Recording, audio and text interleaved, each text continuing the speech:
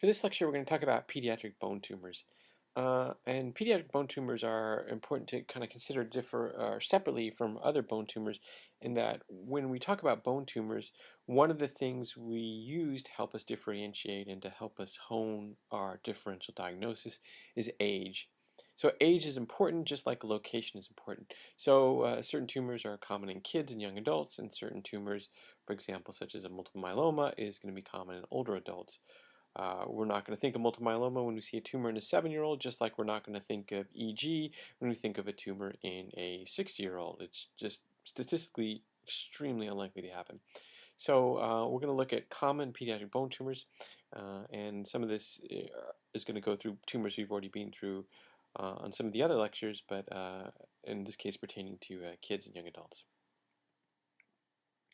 So we're going to look at these, and based upon the matrix of the lesion or what they're made out of, we'll divide these into osteoid tumors, cartilaginous tumors, fibrous tumors, cystic lesions, round blue cell tumors, and then miscellaneous things that don't fit nicely into any of those categories. So first up, osteoid tumors, and probably the most important and certainly one of the more common osteoid tumors in kids and young adults is going to be osteosarcoma. Osteosarcoma is a nasty tumor. It's a scary tumor. It's a very aggressive tumor, and it's certainly one of the more common pediatric bone tumors, primary bone tumors of kids and young adults. So osteosarcomas are osteoid tumors, so they're going to have osteoid matrix. They're going to look aggressive and nasty like this one does in the proximal humerus. You can see that this is a geographic lesion, but has a wide zone of transition. It's sclerotic and has this very aggressive periosteal reaction associated with it. You see something like this in common locations such as the proximal humerus or about the knee. Those are the favorite locations for osteosarcoma. Something that looks like this in a kid in those locations, you're going to think osteosarcoma, osteosarcoma, osteosarcoma. Could it be other things? Sure, it's possible. But osteosarcoma is going to be far more likely than that. You don't need advanced imaging. Advanced imaging is not going to help you make a differential diagnosis or help you say that this is osteosarcoma. You can look at the radiograph and say, hey, this looks bad. This is in the right place in a kid. This is osteosarcoma. They will go to MRI, and the reason they go to MRI is for staging, though. So that's what you go for MRI. You want to look for skip lesions, which can occur within the bone. This is an MRI showing an osteosarcoma in the distal tibia here. You don't see any skip lesion here, but this MRI is not fully appropriate for staging in that you want to image from joint to joint at least. So the skip lesions that occur tend to occur within the same bone. They don't tend to cross or jump across a joint space, though that's possible. Or you can have more distant metastasis as well in very advanced disease. So MRI is for staging, to look for the extent of the tumor, to look for skip lesions, to look for soft tissue involvement of neurovascular bundles, things the surgeons would like to know about before they go in to do any resection. Okay, osteosarcoma, common osteoid tumor in kids. Osteoid osteoma is another osteoid tumor which is common in kids and young adults. The classic history you've heard for these is they complain of pain at night. It gets better with aspirin or NSAID use. It can be found in long bones. It can be found in the spine. And the posterior elements, as you see one right here, this lytic lesion with this kind of more central sclerosis. In fact, it's really more sclerotic than lytic in this example right here. These are benign tumors. There's a couple options for treating these. One, you can just do nothing and sometimes they go away, symptomatic relief. In the old days, you used to go in and cut them out. These days, usually they get treated with radiofrequency ablation.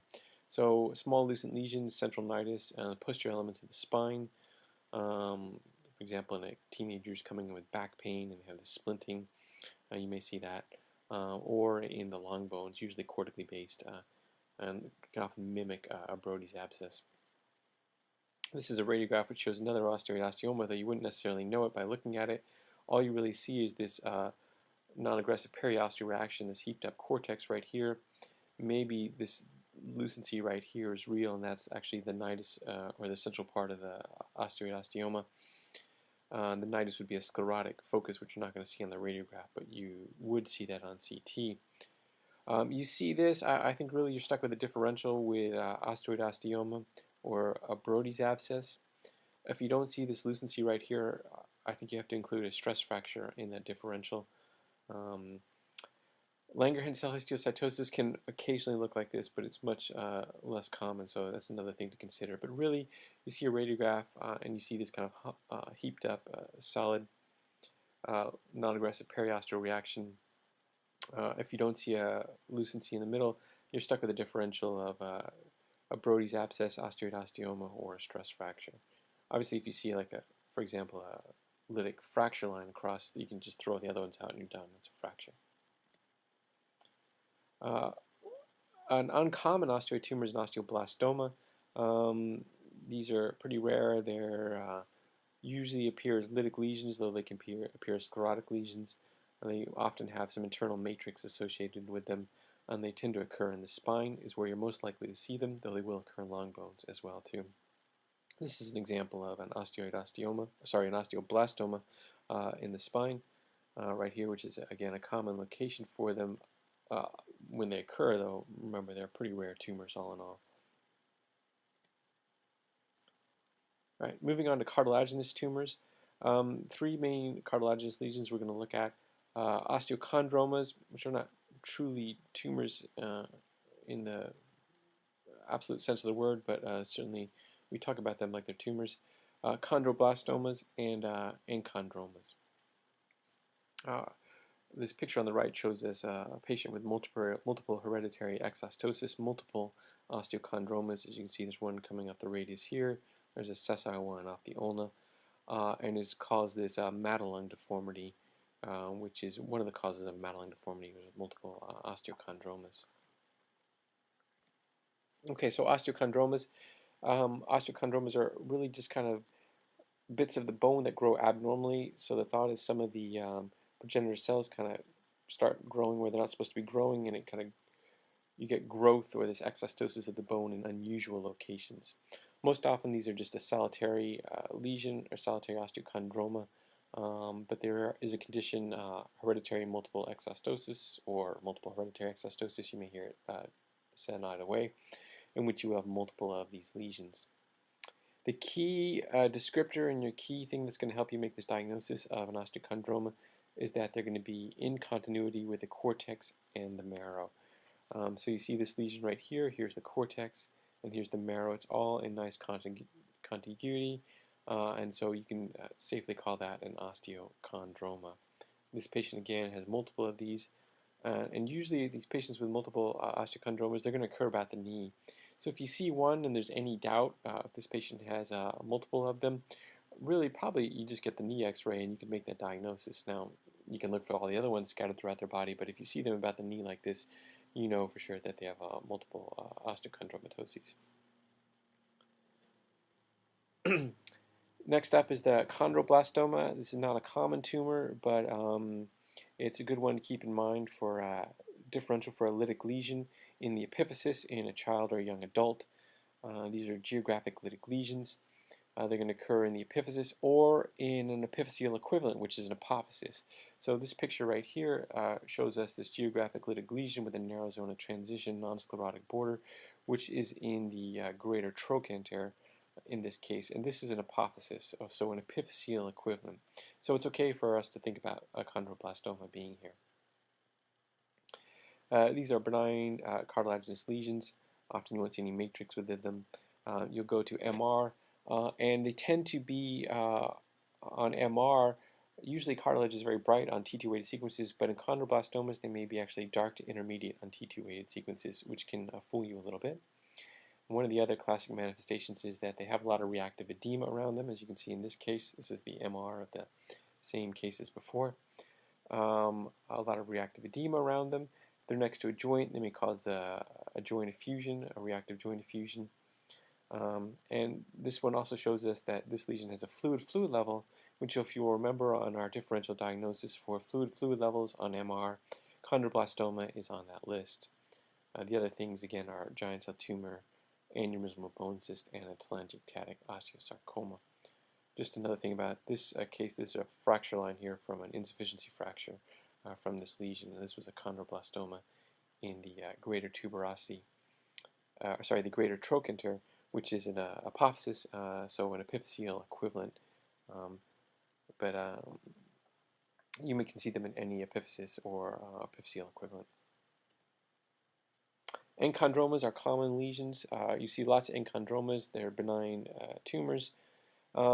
Just want to talk about some of the multiple hereditary, sorry, they're not hereditary actually, the multiple enchondroma syndromes, which are Olier's and Maffucci's. The picture on the right here is an example from a patient with Olier's syndrome. They have multiple enchondromas, as you can see, all throughout the hand, distal radius and distal ulnar. It's very bizarre looking lesions right here, which are enchondromas with this cartilaginous matrix you see within them. You don't really see the matrix so much in the ones in the hand, which is often the case. So Olier's and Maffucci's are the two multiple enchondroma syndromes. They're not hereditary. They do carry a higher risk of malignant transformation. So a single enchondroma by itself, very unlikely to undergo malignant transformation into a chondrosarcoma. But when you get multiple in these multiple enchondroma syndromes, then they have to start being monitored, and you're going to worry about it a little more because their percentage of malignant transformation is much higher than in the single enchondromas. This is just another example showing you, in a different patient, showing you what they'll look like in long bones. They look very strange, these enchondromas in long bones, in the multiple enchondromas. They don't look like the typical enchondroma with a nice chondroid matrix. What you really have is these kind of tubular lucencies which are tunneling through the bone, and these are just cartilage growing from the growth plate. Notice how they start from the growth plate and then kind of tunnel into the bone on the other side of the bone too as well, in the femur. So starting in the growth plate and tunneling into the bone. It's very strange looking tunnel-lytic lesions, and these are typical appearance of multiple enchondromas in a child with a multiple enchondromatosis. That's what they look like in the long bones. They can be very confusing if you haven't seen them before. All right, next up are fibrous lesions. Two lesions we're going to talk about are fibrous dysplasia and fibroxanthomas or non-ossifying fibromas. Fibroxanthomas or non-ossifying fibromas are very common. They're benign lesions. They're made up of fibrous tissue, and most of these kind of heal or go away spontaneously within 2 to 3 years. The typical location for and appearance of these are eccentrically located or slightly cortically based. They're going to be geographic 1A lesions. They're going to have a nice sclerotic border, just like this one does right here. Very benign appearing. Over time, as they heal, they'll fill in with a denser matrix, and they'll look sclerotic, and you may just see this kind of scar, this sclerotic scar from where one had healed. So very common. You don't need to do anything about these. You don't need any advanced imaging.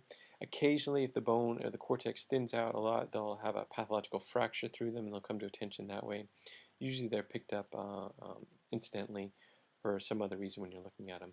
And they don't need to get the $1 million workup for something like this. Just leave it alone. It's benign. It'll eventually go away and heal on its own. All right, we're going to take a quick break, and we'll come back with part 2 of the pediatric bone tumors.